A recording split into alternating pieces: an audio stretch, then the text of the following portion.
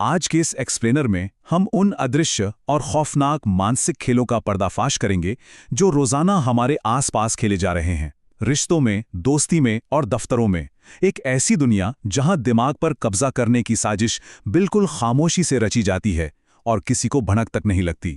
तो चलिए सबसे हैरान करने वाले सवाल से शुरू करते हैं।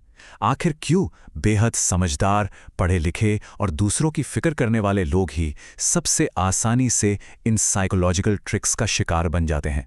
सच तो यह है कि जो खूबियां एक इंसान को बेहतर और सेल्फ अवेयर बनाती हैं ना, ठीक वही खूबियां उन्हें मानसिक रूप से कंट्रोल करने का सबसे परफेक्ट टारगेट भी बना देती हैं। क्योंकि मैनिपुलेशन कभी किसी डायरेक्ट हमले जैसा नहीं लगता। ये सच्चा प्यार, गहरी फिक्र या फिर बिल्कुल सही लॉजिक का मुखौटा पहनकर सामने आता है।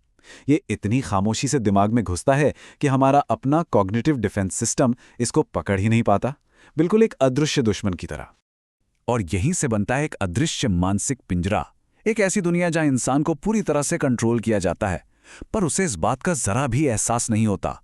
आइए इन इनविजिबल मैकेनिक्स को खोलकर देखते हैं। सबसे पहला ट्रिक है सच्चाई को पूरी तरह से बदल देना। चलिए देखते हैं कि कैसे एक मैनिपुलेटर किसी की खुद की सच्चाई और उनकी यादों को दिमाग से मिटाने का खौफनाक खेल खेलता है। इस खेल को गैसलाइटिंग कहते हैं। जरा सोचिए, कोई पूरे आत्मविश्वास के साथ सच्चाई को नकार दे। जैसे टूटे हुए फोन की स्क्रीन सामने है, फिर भी कोई सीधा आंखों में देखकर कहे कि ये तो कभी हुआ ही नहीं।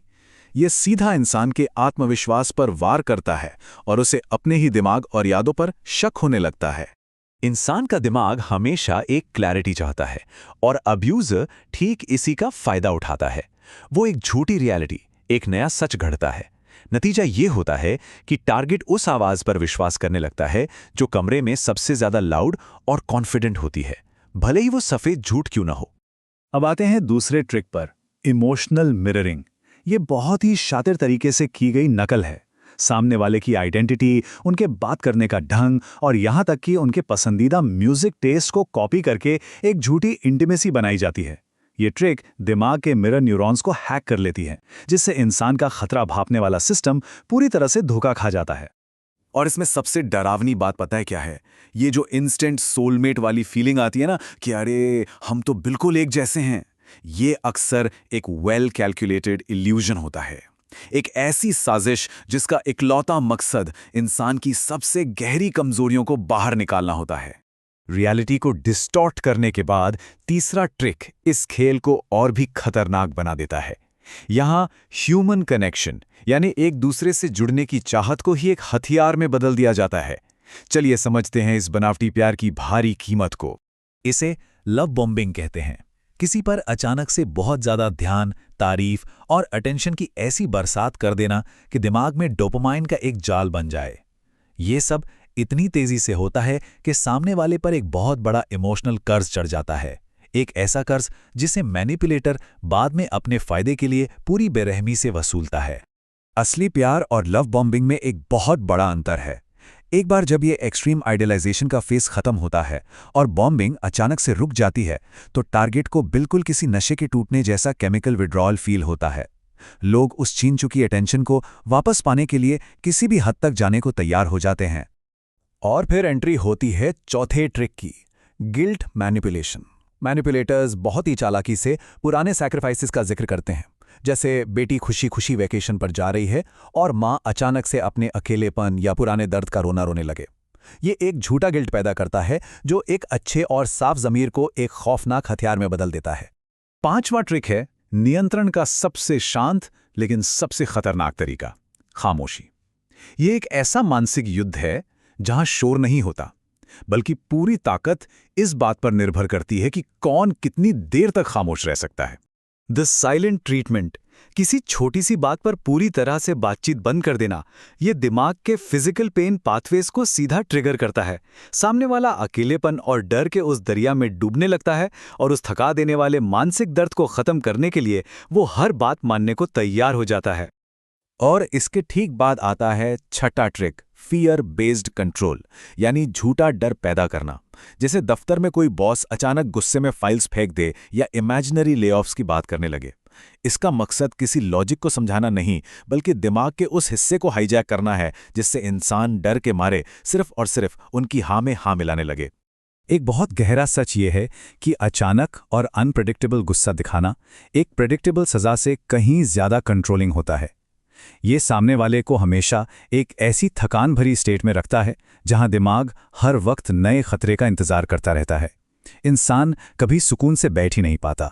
आखिरी और 7वां ट्रिक इस पूरे आर्सेनल का सबसे शातिर हथियार है, विकल्प का भ्रम। एक ऐसा आज्ञापालन जहां लगता है कि हम बगावत कर रहे हैं, पर असल में हम ठीक वही कर रहे होते हैं जो मैनिपुलेटर चाहता है। इसे रिवर्स साइकोलॉजी कहते हैं। सोचिए, जब कोई किसी से कहता है कि मुझे लगता है आप इस बड़े प्रोजेक्ट को हैंडल नहीं कर पाएंगे, तो ये सीधा उनके ईगो पर वार करता है। इंसान की फितरत होती है कि जब उसकी काबिलियत पर शक किया जाए तो वो उसे गलत साबित करने के लिए बगावत करता है। और यहीं मैनिपुलेटर जीत जाता है। असली ताकत वही है जब सामने वाला ठीक वही करे जो उसे करवाना था। और मजे की बात यह है कि उसे लगे कि ये उसका अपना आइडिया था। दबाव का एहसास ना होना ही इसे इतना असरदार बनाता है। ये बगावत का भ्रम इंसान को ठीक उसी पिंजरे में लाकर खड़ा कर देता है जो उसके लिए बनाया गया था। तो अब सवाल ये उठता है कि इस अदृश्य जाल से बचा कैसे जाए। इस एक्सप्लेनर के आखिरी हिस्से में हम बात करेंगे स्वतंत्रता के ढांचे की, एक ऐसी मानसिक प्रतिरक्षा या साइकोलॉजिकल इम्यूनिटी बनाने की जो इन हिडन मैनिपुलेशन टैक्टिक्स से बचा सके। सबसे पहला कदम है इन खतरनाक बिहेवियर्स के रेड फ्लैग्स को पहचानना। बहुत तेजी से बढ़ती आर्टिफिशियल इंटीमेसी, सामने मौजूद सबूतों को पूरी तरह झुठलाना या फिर अचानक से बातचीत पूरी तरह बंद करके सजा देना, इन हरकतों को समय रहते आइडेंटिफाई करना इस ऑटोमेटिक कंप्लायंस लूप को तोड़ने के लिए बेहद जरूरी है। क्योंकि अंत में इमोशनल इंटेलिजेंस ही सबसे मजबूत ढाल है। इसके लिए जरूरी है कि बाउंड्रीज को सख्त रखें, सच्चाई पर ध्यान देकर उसे रिकॉर्ड करें और सबसे बढ़कर अपने खुद के एक्सपीरियंस पर भरोसा करें। अपनी रियलिटी को समझने का हक कभी भी किसी और के हाथ में नहीं सौंपना चाहिए। ये आखिरी कोट सच में पूरे विषय को समेट लेता है। इस इनविजिबल इन्फ्लुएंस वाली दुनिया में शीशे जैसी साफ क्लैरिटी और खुद पर अटूट भरोसा ही आज़ादी के सबसे बड़े हथियार हैं। क्या इन बातों को समझने के बाद रोजाना की आम बातचीत को देखने का नजरिया अब हमेशा के लिए नहीं बदल जाएगा? इन मैनिपुलेशन टैक्टिक्स को और गहराई से समझने और अपने दिमाग को सुरक्षित रखने के लिए इस चैनल को सब्सक्राइब जरूर करें। इस एक्सप्लेनर में जुड़े रहने के लिए शुक्रिया।